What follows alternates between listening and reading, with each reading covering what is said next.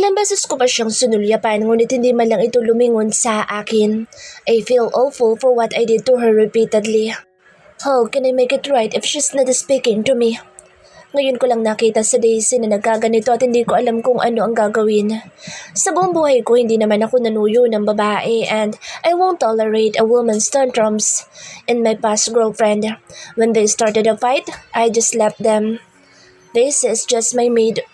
Why am I so concerned about what she feels? Muli ko siyang sinulyapan at nahabag ako nang makita kong may naiwan paluha sa mata niya bago ito nakatulog. Ibinalik ko ang tingin ko sa daan at mumuntong hininga ako para mawala ang bigat ng nararamdaman ko.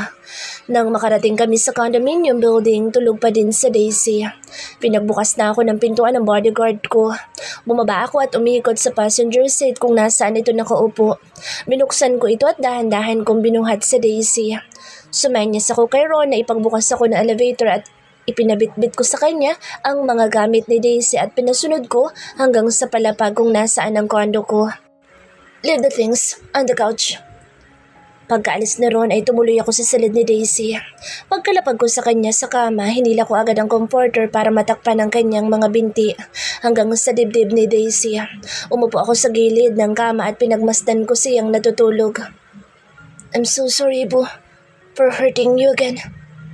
Gamit ang hintuturo ko'y pinadaanan ko ang kanyang ilong at labi. Ilang beses kong pinadaanan ang labi niya ng hintuturo ko. Her lips are so inviting. Hindi ko nakatiis. Yumuko ako at dinampian ko ng halik ang labi niya. Lagi na lang ako nagnanakaw ng halik sa maid ko tuwing tulog ito. Lagi kong sinasabi na hindi ko type ang katulad niyang bata at inosente pero eto ako, laging nagnanakaw ng halik habang tulog ito. Nung gumalaw si Daisy at dahan-dahan na nagmulat ng mata, napatayo akong bigla mula sa pagkakaupo ko sa kama. Nang tuluyang magising ang diwa ni Daisy, tumingin ito ng masama sa akin at agad akong iningusan. Pinalo mo lang ako sa pet, binagsak mo pa ako sa upuan. Tandang David na mapanakit. Pinigilan kong mangiti dahil baka lalo itong magalit sa akin. Okay lang na sigawan niya ako. Huwag niya lang ako hindi kausapin. Hindi ka ba magsusorry? Sabi ng lola ko, kapag nakasakit ka dapat magsorry ka. Turo ni Daisy. Umupo ito at napangiwi na humawak sa pang-upo at mukhang masakit dahil sa pagkakabagsak ko kanina. Sorry. Halos ibulong ko na lang. Sa buong buhay ko hindi pa ako nag-sorry kahit na kanino, kaya hirap na hirap akong bitawan ang 5 letra na salitang iyon. Ilang beses na nga ba akong nag-sorry kay Daisy? Hindi ko na mabilang. Hindi ko na paghandaan ang sunod na ginawa ni Daisy. Hinila niya ako, kaya napadagan ako sa ibabaw niya at napasubsob mukha ko sa dibdib niya. Napahiga si Daisy habang nasa ibabaw niya ako at pinagpapalo nito ang pang-upo ko. Ilang beses ako napalunok at hindi ako makagalaw. Itinulak ako ni Daisy paalis sa katawan niya kaya nahulog ako sa kama. Ouch! Shit! Buti nga sa'yo, kuya ta. Ngayon, alam mo na masakit na maitulak? Sambit ni Daisy at tumawa pa ito. Masakit nga ang pang-upo ko pero mas masakit ang puson ko. Nang mapadagan ako sa katawan ni Daisy, gumapang ang init sa katawan ko kaya problema ko na naman kung paano papahupain ang init na lumukob sa katawan ko. Tumayo si Daisy mula sa kama na tumatawa pa rin ito. Tumayo ako mula sa sahig nang hindi siya tinitingnan sa pagkainis ko. Kunoon na lang ang gulat ko na mag-angat ako ng tingin kay Daisy na nasa kabilang side ng kama na panty at bra na lang ang suot at nasa harapan nito ng closet at naghahanap ng maisusuot. Nakatalikod ito sa akin, kaya side lang ng katawan niya ang nakikita ko. What the hell, Daisy? Ano? Bakit ba? Sunod-sunod ang paglunok ko at hindi ako makakurap. Napatitig ako sa katawan niya nang humarap siya sa akin habang hawak-hawak ang isang puting t-shirt. She has a perfect body. She is so hot. Damn hot. Sigaw ng isip ko. I licked my lower lip while looking at her. Namewang pa ito sa akin at pinaliitan ako ng mata. Hinagod ko ng tingin ang katawan niya mula ulo hanggang sa mukha niya. Ano kuya ta? Bakit nakasigaw ka na naman at bakit ganyan ka makatingin? Papaluin mo na naman ako sa pangupo ko? Sa sinabi ni Daisy, Napakislot ang kasalanan ko at iba ang dating ng sinabi niya. Soon, ibang pagpalo ang gagawin ko sa'yo. Sigaw ng isip ko. In 3 months, she's gonna turn 18 at sisiguraduhin kong hindi lang pagpalo sa pang-upo niya ang gagawin ko. Very soon, you're gonna be mine. I smirked before I walked away. Ngayon, alam mo na kuya ang pakiramdam ng maitulak at mapalo sa puwet. Bulong ko habang sinusundan ko ng tingin palabas si Kuya Ta. Naalala ko bigla ang sinabi ni Mary kanina na gusto kong itanong kay Kuya Ta. Sabi ni Kuya Ta kanina kay Mary, boyfriend ko siya. Kung boyfriend ko si Kuya Ta, kakainin niya kaya ang bulaklak ko? Bakit naman kasi bulaklak ang tawag ni Mary? Nakakatawa. Simula kanina hindi ko mapigilang isipin ang mga sinabi ni Mary tungkol sa pagkakaroon ng boyfriend. Pagkatapos kong suotin ang malaking t-shirt, lumabas na ako sa silid ko dahil magluluto pa ako ng hapunan namin ng amo kong mapanakit. Pagkalabas ko ng silid ko, dumiretso na ako sa kusina. Naganap agad ako ng pwedeng lutuin sa mga stocks na nasa refrigerator. Binuksan ko din ang pantry at inisa-isa kung tingnan ang mga nandoon. Kumuha ko ng upuan at ginawa ko iyong tungtungan para tingnan ang mga stocks na nasa mataas na shelf ng pantry. Tumingkayat pa ako sa upuan para maabot ko ang nasa dulong bahagi ng shelf. Bakit naman kasantaas nito? Daisy, what are you doing? Sigaw ni Kuya Ta na nagpagulat sa akin kaya muntik na akong mahulog. Kung hindi ko naihawak ang kamay ko sa pintuan ng pantry sa sahig ang bagsak ko. Bakit ka ba nanggugulat, Kuya Ta? Naglakad patungo sa akin si Kuya Ta nang hindi inaalis ang tingin sa akin. Nang makalapit siya, binuhat niya ako mula sa upuan at ibinaba ako sa sahig. Bigla na namang kumabog ng malakas ang puso ko. Inawi niya ang hibla ng buhok kong nakatabing sa mukha ko at iniipit ito sa gilid ng tenga ko. Napatitig ako sa magandang mata ni Kuya Ta na lalong nagpakabog sa puso ko. Titig na titig siya sa akin at unti-unti niyang inilalapit ang mukha sa akin. Ilang sandali pa, pinaparusahan niya na naman ako. Kaya sarap talaga ng halik niya na gustong gusto ko. Kuya Ta, kakainin mo na ba ang bulaklak ko? Biglang pumasok sa isip ko ang sinabi ni Mary kanina kaya bigla ako itong nasambit. What did you say, Daisy? Sigaw ni Kuya Ta at tumigil ito sa ginagawa. Bakit ka ba nagagalit? Di ba sabi mo kanina na boyfriend na kita? Ibig sabihin kakainin mo ng bulaklak ko. Di ba ginagawa yun ng mag-boyfriend, girlfriend? And who the hell told you that? Malakas na sigaw ni Kuya Ta na nagpasakit sa tenga ko. Bakit ka ba nakasigaw? Ang sakit sa tenga? Si Mary ang nagsabi sa akin. Ginagawa daw yun ng mag-boyfriend. Shit! Sunod-sunod na mura ni Kuya Ta. Don't listen to her and I am not your boyfriend, Daisy. Sigaw na naman niya. Ang gulo mo, Kuya Ta. Sabi mo kay Mary kanina boyfriend kita tapos ngayon sasabihin mo hindi kita boyfriend? Ano ba talaga? Sunod-sunod na mura ang ginawa ni Kuya Ta at iniwan ako sa kusina. Pagkainis ang nararamdaman ko sa pagsigaw niya at sa mga sinabi niya. Sinundan ko ng tingin si Kuya Ta na malalaki ang hakbang patungo sa silid nito. Hindi ako umalis sa pagkakaupo sa mesa. Napapaisip ako sa mga nangyayari sa akin at sa mga ginawa ni Kuya Ta sa akin. Kung ayaw niya ako maging girlfriend, diwag. Siguro dahil katulong niya lang ako. Biglang pumasok sa isip ko. Nakaramdam ako ng sakit na hindi ko maipaliwanag. Napatingin ako sa gawin ng silid ni Kuya Ta nang bumukas at iluwa ito na bihis at nang mapasulyap sa gawi ko. Madilim ang mukha nito at mukhang galit sa akin. Hindi ito nagsalita at tinignan lang ako. Dumiretso ito ng lakad patungo sa pintuan.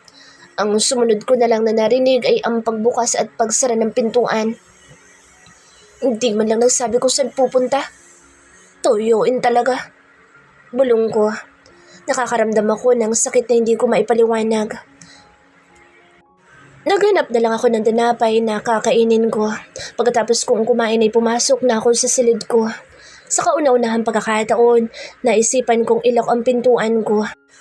Hindi ko din alam kung bakit. Humiga ako sa kama at nagtalukbong ng kumot. Hinawakan ko ang bandang dibdib ko dahil nakakaramdam ako ng sakit sa puso ko na hindi ko maipaliwanag. Masakit ang puso ko.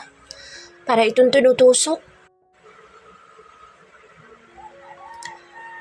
Nagulantang ang sistema ko nang magsalita si Daisy at nagtanong ng isang bagay na hindi ko inaasahan na magmumula sa labi niyang inosente sa lahat ng bagay. Para akong binuhusan ng napakalamig na tubig na tumupok sa init ng katawan ko sa sinabi niya. Pagkainis din ang naramdaman ko sa kaibigan ni Daisy na tinuturuan ito ng mga makamundong bagay. Ayokong mamulat siya sa makamundong bagay, lalo na at bata pa siya. Pero sa ginawa ko sa kanya, ako ang nagmumulat dito. I'm an idiot, I uttered. Tumalikod ako kay Daisy sa pagkainis ko sa sarili ko. Dalang-dala ako kanina na halos makalimutan ko na napakabata pa niya. Ayokong pagsisihan niya sa bandang huli na hindi niya na-enjoy ang kabataan niya dahil sa akin. She's too young to get laid by me. Sabi ko hihintayin ko siya na mag-18 pero sa ginagawa ko, na paglapit at pagdikit ko sa kanya, mukhang hindi ko kayang kontrolin ang sarili ko. Umalis ako ng kondo at tumiretso ako sa bar na pag-aari ng Blackstone. Good to see you, dude. Kala namin hindi ka na naman makakarating. Tura ni Sids. Hindi ako sumagot. Diretsong upo ko sa mesa at tinungga ko agad ang alak na nasa mesa. What happened, bro? Baka problema sa babae. Who knows? Alam mo naman yan, hindi pala salita. Hindi ko na pinansin ang mga usapan nila Charles at Sids. Tuloy-tuloy ang pagtungga ko ng alak. Dude, slow down. Malalasing ka agad niyan. Wala na akong pakaalam. Gusto kong lunurin ang sarili ko sa alak. I feel committed a big sin for kissing and touching Daisy. I feel ashamed to face her after what I did to her. Nagising ako sa kiliti sa aking leeg at mabigat na bagay na nakadagan sa may bandang ibaba ng dibdib ko at sa mga hita ko. Dahan-dahan ko iminulat ang mga mata ko at nang tuluyang magising ang diwa ko, lumingon ako sa gilid ko. Bumungad sa akin ang mukha ni Kuya Ta na nakasiksik sa leeg ko ang mukha niya. Braso niyang nakayakap sa akin at ang isang binti niya na nakadagan sa mga hita ko. Naamoy ko ang alak sa hininga niya. Kaya ba umalis si Kuya Ta kagabi para uminom? Paano kaya siya nakapasok sa silid ko? Yang alam ko'y nailak ko ang pintuan ko kagabi. Bulong ko. Dahan-dahan kong inalis ang kamay niya at binti niya na nakayakap sa katawan ko dahil naiihi na ako. Nang sulyapan ko ang wall clock, 3:30 a.m. pa lang na umaga. Napasarap ang tulog ko. Hindi ko man lang namalayan na umuwi at natulog sa tabi ko si Kuya Ta. Nagtataka ako bakit sa silid ko natulog si Kuya Ta. Baka may multo sa silid niya kagabi. Natakot si Kuya Ta kaya nakitulog sa silid ko. Ang laki mong tao, Kuya Ta, takot ka sa multo? Hindi ko napigilang sabihin na ikinamulat ng mata ni Kuya Ta at napatitig sa akin. What are you doing in my room, Daisy? I told you before na huwag kang papasok sa silid ko. Sigaw ni Kuya Ta kaya sinipa ko siya sa inis ko dahil sa pagsigaw niya. Aray! What the hell? Why you kick me? Sigaw na naman ito nang mahulog ito sa sahig dahil sa pagkakasipa ako. Sobra ka na talaga, Kuya Ta. Lagi ka na lang nakasigaw. Mabibingi na ako sa'yo. Saka for your Ano na nga yung kasunod? Basta, hindi ako pumasok sa kwarto mo. Ikaw itong nasa silid ko. Tingnan mo kaya ang paligid mo. Balik ko sigaw sa kanya. Umupo ako sa gitna ng kama at pinag-cross ko ang mga braso ko sa dibdib ko habang tinitingnan ko si Kuya Ta ng masama. Lagi ka nalang galit kahit ikaw may kasalanan. Lagi ka pang nakasigaw. Alam kong katulong mo ako pero wala ka namang karapatan na sigaw-sigawan ako dahil mabait naman ako. Saka sunod-sunod ko naman mga utos mo. Bakit ba lagi ka nakasigaw at lagi kang galit sa akin? Naiinggit ka ba dahil tunay akong babae at ikaw nangangarap lang na maging babae?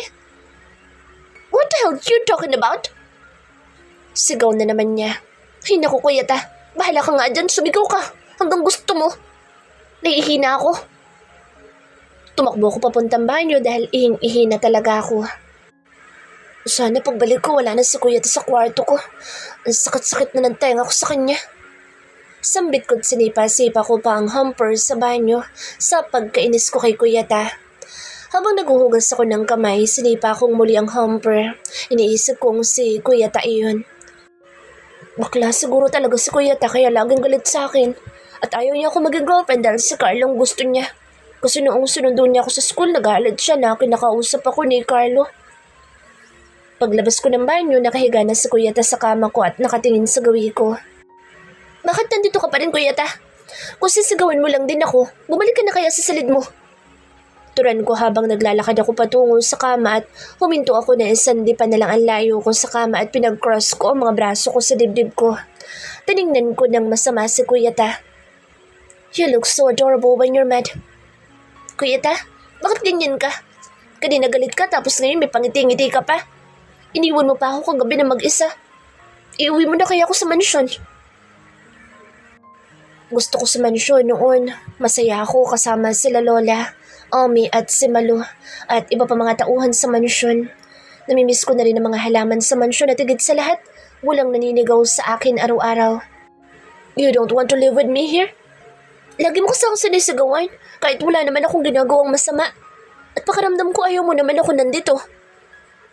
Umupo si Kuya Ta sa gilid ng kama at tinitigan niya ako na nagpalakas ng kalabog sa dibdib ko.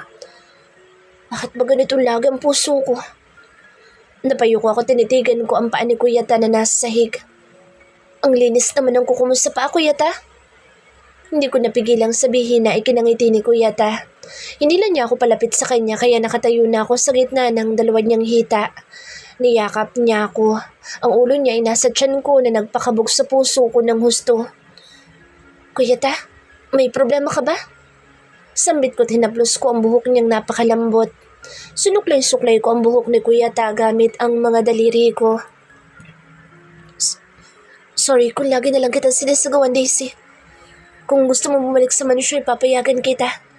Kaya lang, mapapalayo ka sa university mo. Don't worry. From now on, hindi na kita sisigawan at lalapitan. I keep my distance from you. Manatili ka lang dito. Hindi ko alam kung matutuwa ako sa mga sinasabi ni Kuya Ta. Nakaramdam ako ng lungkot nang sabihin niyang hindi niya na ako lalapitan. Ibig bang sabihin ni Kuya Ta, hindi na niya ako hahalikon o paparusahan? Sa isip ko, ayoko naman yata na hindi niya ako hahalikan. Gusto ko pa naman ang parusa ni Kuya Ta at gusto ko siya maging boyfriend kahit hindi niya kainin ang bulaklak ko. Kuya Ta? Hindi ko alam kung itatanong ko kay Kuya Ta ang naisip ko. Baka hindi niya na ako sigawan dahil kakasabi niya lang kanina na hindi niya na ako sisigawan. Muli kong sinuklay-suklay ng mga daliri ko ang napakalambot na buhok ni Kuya Ta. Bago ako bumuntong hininga na ikinatingala ni Kuya Ta sa akin. What is it, Daisy? Tell me. Medyo may diin na pagkakasabi ni Kuya Ta habang hindi inaalis ang titig sa mukha ko. Mangako ka muna na hindi mo ko sisigawan. Tell me now, Daisy. You're making me worried. What is it? Mariin na turan ni Kuya Ta. Nakikita kong pinipigilan niyang magalit at sumigaw. Wala. Umalis ako sa harap ni Kuya Ta at umikot ako sa kabilang side ng kama. Humiga ako at hinila ko ang kumot hanggang sa ulo ko. Ayoko na makipag-usap kay Kuya Ta. Nagagalit na naman siya. Gumalaw ang kama at naramdaman ko ang pagtabing niya sa akin. Kinabig niya ako palapit sa kanya at pinaunan niya ako sa braso niya. Ang sarap sa pakiramdam na katabi ko siya. Hindi ako magagalit. You can ask me anything and you can tell me anything, Daisy.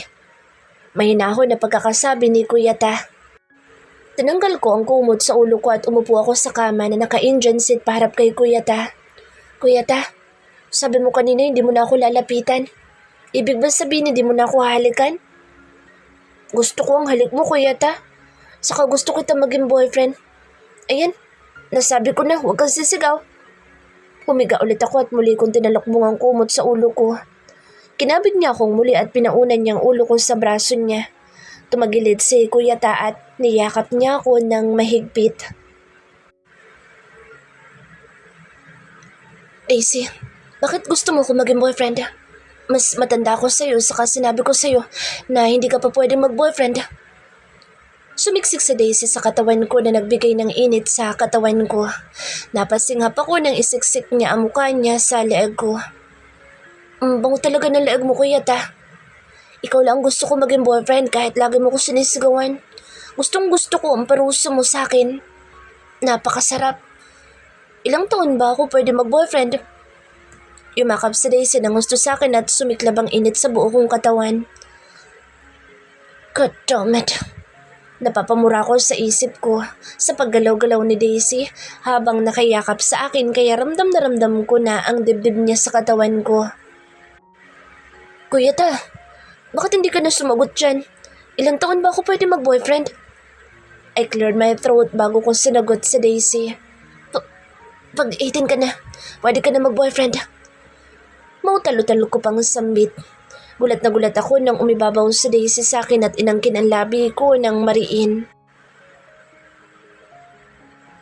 Kuya ta, pag 18 na ba ako magiging boyfriend na ba kita? Tumagilid ng higa si Kuya ta at naduduling ako sa sobrang lapit ng mukha niya sa akin. Gusto mo ba talaga ako maging boyfriend? Tinatawag mo nga akong tandang David. I'm older than you, Daisy. Baka magbagong isip mo pag may nakilala ka na sa university na kasing edad mo. Ikaw lang gusto ko maging boyfriend pero kung ayaw mo, si Carlo na lang ang tatanungin ko kung gusto niya akong Hindi ko natapos ang sasabihin ko nang biglang bumangon si Kuya ta at sumigaw. Don't you dare do that, Daisy! Bumangon din ako, tinarap ko si Kuya ta. Sabi mo hindi ka nasisigaw. Bakit nagagalit ka na naman? Hindi ko talaga maintindihan si Kuya ta. Tama siguro ang hinala ko na type ni Kuya ta si Carlo. Bumuntong hininga ito at halatang pinipigilan ang magalit. Huwag ka na magalit, Kuya ta. Kung type mo talaga si Carlo, ayos lang sa akin. What are you saying? Are you still thinking that I am gay? Galit na naman si Kuya ta. Kasi naman, Kuya ta, nagagalit kapag nababanggit ko si Carlo. Kaya akala ko type mo siya. If you say again that I am gay, I'm going to punish you, Daisy. Bigla akong natuwa sa narinig ko kay Kuya ta na paparusahan niya ako. Papaluin mo ba ako sa pang-upo ko? Halikan mo ako pag sinabi ko yun. Hindi ko maintindihan sarili ko na nakakaramdam ako ng excitement na paparusahan ako ni Kuya ta. Nang titigan ko siya, ilang beses itong napalunok. Bigla akong nakaisip ng kalokohan. Mabilis ako umalis ng kama at hinanda ko ang sarili ko sa gagawin ko. Kuya ta is a gay. He is a gay. Ulit-ulit kong sabi. Kitang-kita ko ang pagkainis sa mata ni Kuya ta. Tinanggal ko ang t-shirt ko at tumuwad ako sa kama. Punish me, Daddy.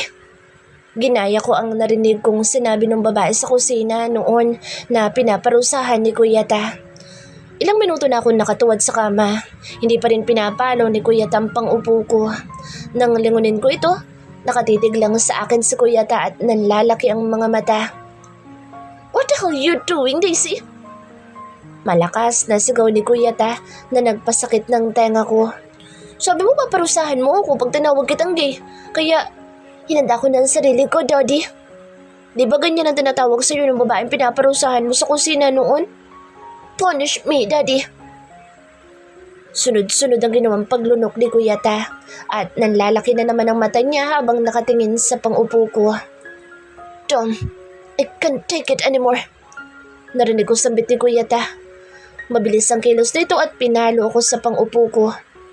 I'm going to punish you that you will never forget. Sambit ni Kuya David. Lalo ako nakaramdam ng excitement sa sinabi niya. Sunod-sunod na pagtunog ng telepono ko ang nagpagising sa akin. Napabalikwas ako ng bangon. Bakit ganun ang panaginip ko? Parang totoong ginagawang parusa ni Kuya ta. Sambit ko. Nakakainis ka naman, alarm. Ang sarap na ng parusa ni Kuya ta. Ginising mo pa ako. Binaligtad kong unan ko para matuloy ang panaginip ko na hindi naman nangyari kaya nakaramdam ako ng inis sa telepono ko. Ano kayang tawag sa panaginip ko na iyon? Ang sarap sa pakaramdam. Nasaan na ba si Kuya ta? Alam ko yakap-yakap niya ako kagabi. Nakakabiti naman yung panaginip ko. Hindi natapos. Sabihin ko kaya kay Kuya ta na tapusin niya yung panaginip ko. Lumabas ako ng silid ni Daisy na makatulog na ito. Napapangiti ako sa mga naganap sa loob ng silid niya. She is funny, beautiful, and stubborn. Dumiretso ako ng silid ko at nahiga ako sa kama.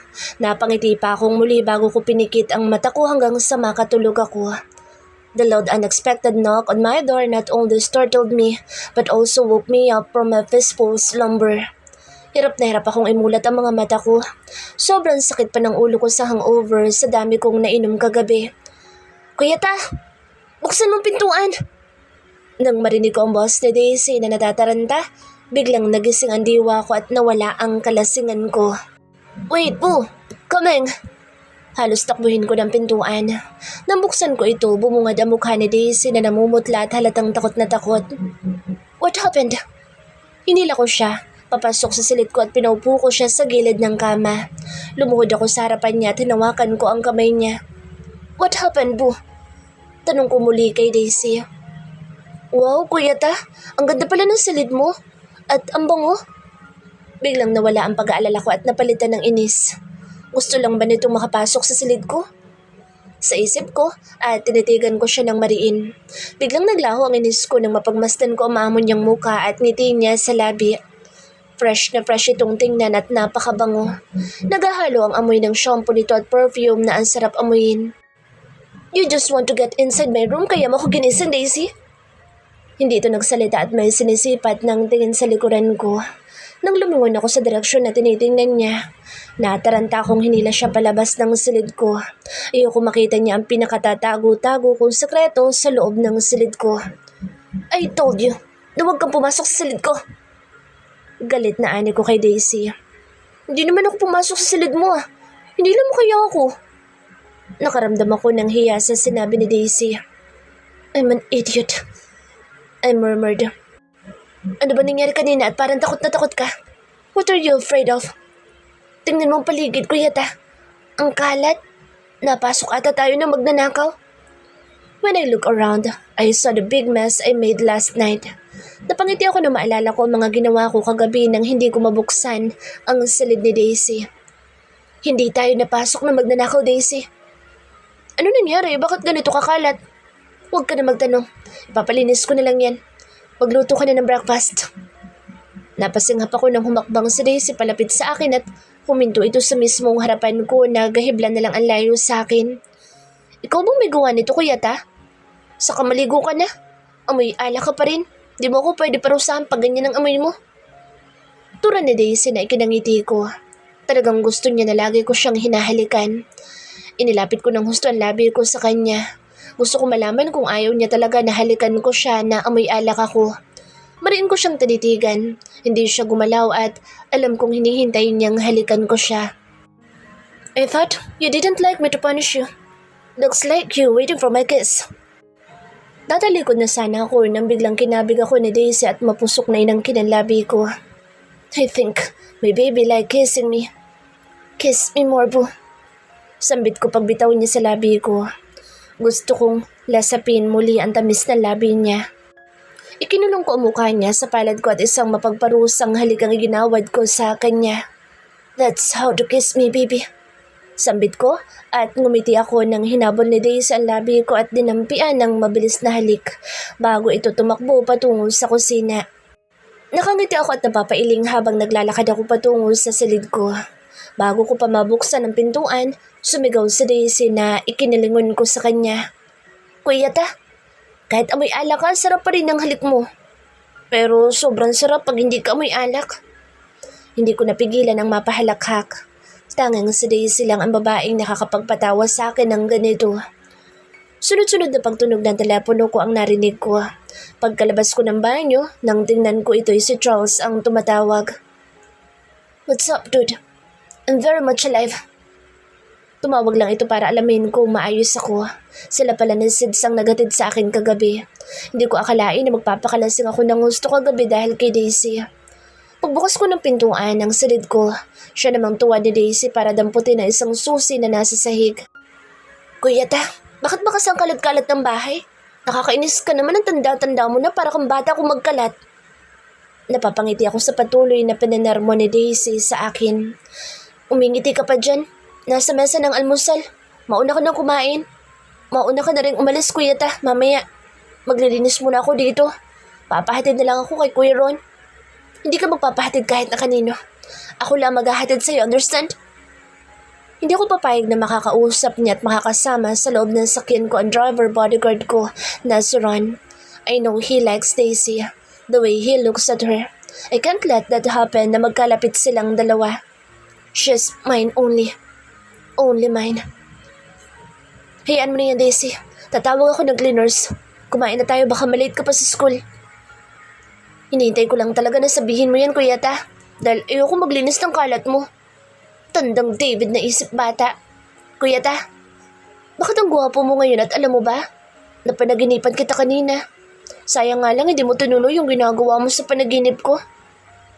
Ano naman ang napanaginipan mo? Ang sarap sa pakiramdam, Kuya Ta, nung hinahalikan mo. Stop! I don't wanna hear it. Galit na ani ko kay Daisy. Bakit kailangan niya pang sabihin sa akin? What the hell? Habang kumakain kami ng almusal ni Kuya Ta, hindi ko maiwasang sulyapan siya at kakaiba na naman ang kabog ng puso ko. Kagabi, hindi ko makalimutan ang panaginip ko kaya napapatitig ako ng matagal sa kanya. Stop staring at me and finish your food, Daisy. Sambit ni Kuya Ta nang mag-angat ito ng tingin sa akin at huling-huli niya ako nakatitig sa kanya. Naguguluhan na rin ako sa mga nararamdaman ko. Di naman ako nakatingin sa'yo. Feeling mo naman, Kuya Ta. Gwapo ka? Hindi kaya? Turan ko. Nakakaramdam na ako ng hiya kay Kuya Ta. Kung dati wala akong pakialam sa mga sinasabi niya, ngayon parang lahat ng sabihin niya binibigyan ko ng kahulugan. Nang pinagpatuloy na ni Kuya Ta ang pagkain niya, tinitigan kong muli ang labi niya. Ang labi niyang napakalambot at ang sarap humalik. Wala na akong ibang lalaki na papayagang humalik sa labi ko kundi si Kuya Ta lang.